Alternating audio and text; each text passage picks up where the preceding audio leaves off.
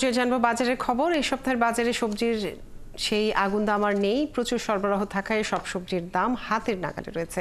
তবে এই ভরা মৌসুমে এখনো আলু কিনতে হচ্ছে বেশি দামে। অন্যদিকে চালের দামে অস্বস্তি রয়েছে মানুষের। বাজারে সব ধরনের চালের দামই বেড়েছে গত এক সপ্তাহে। এদিকে ডিমের দাম কিছুটা কমলেও মুরগির বাড়তি দাম এখনো কমেনি। ব্যবসায়ীরা জানান, চাহিদা বাড়ায় ও শীতের কারণে সরবরাহে কিছুটা ঘাটতি রয়েছে, যে কারণে দাম কিছুটা বেড়েছে।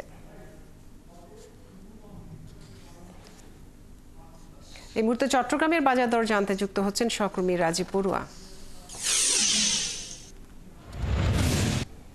রাজীব, চট্টগ্রামের বাজারে কোন কোন পণ্যের দাম বেড়েছে, আজ দাম কত দেখছেন এবং সবজির সরবরাহ কেমন দেখছেন?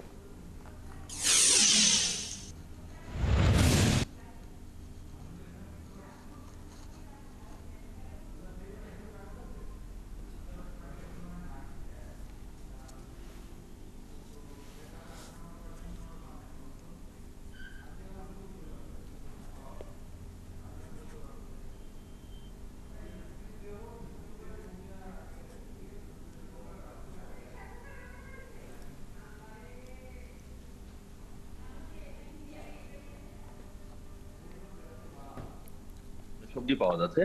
আর যেহেতু এখন একদম ভরা মৌসুম, ফলে চট্টগ্রামের যে দোহাজারী, সাতকানিয়া, সীতাকুণ্ড এইসব অঞ্চল থেকে সবজি সরবরাহ বেশ বেড়ে গেছে, যার কারণে সবজির এখন দাম একদম কমে গেছে, ফলে সবার হাতের নাগালের মধ্যেই বলা যায়। তবে গ্রীষ্মকালীন যে সবজি রয়েছে, সেই গ্রীষ্মকালীন সবজির দাম কিছুটা বাড়তি আছে তুলনামূলকভাবে। যেমন ঝিঙ্গা, পটল, ঝিঙ্গা বা চিত করলা এইগুলো বিক্রি হচ্ছে 60 থেকে 70 টাকা।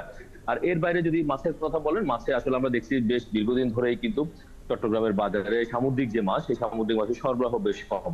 এবং এখানকার যারা বিক্রেতা, তারা বলছেন যে কুয়াশার কারণে যেহেতু সাগরে মাছ ধরতে যেতে পারছে না, ফলে কোল্ড স্টোরেজ যে মাছগুলো রয়েছে সেগুলো এনে তারা আসলে বিক্রি করতে হচ্ছে। ফলে এই কারণে যেহেতু সরবরাহ কম, ফলে পাইকারি যারা বিক্রেতা তারা আসলে দাম বাড়িয়ে বিক্রি করছে।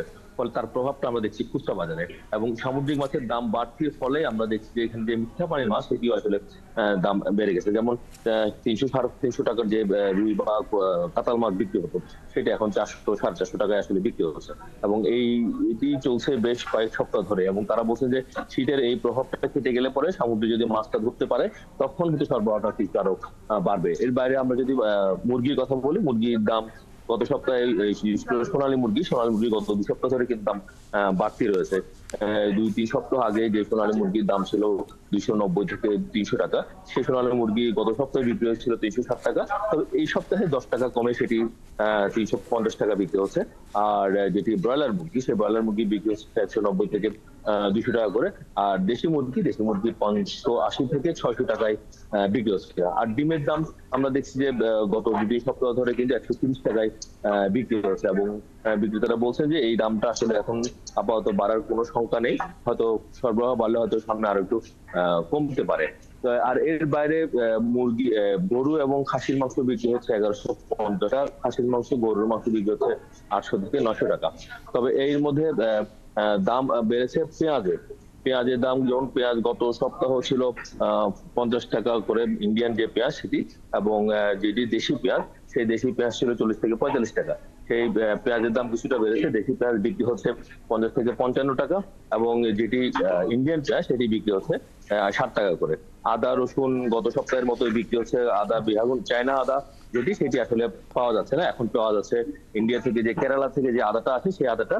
এবং এটি খুচরায় বিক্রি হচ্ছে 120 থেকে 30 টাকা করে সেই আদাটা বিক্রি হচ্ছে। রাজীব, আপনাকে অনেক ধন্যবাদ যুক্ত থাকার জন্য। দর্শক, চট্টগ্রামের বাজারের খবর জানাচ্ছিলেন আমাদের সহকর্মী।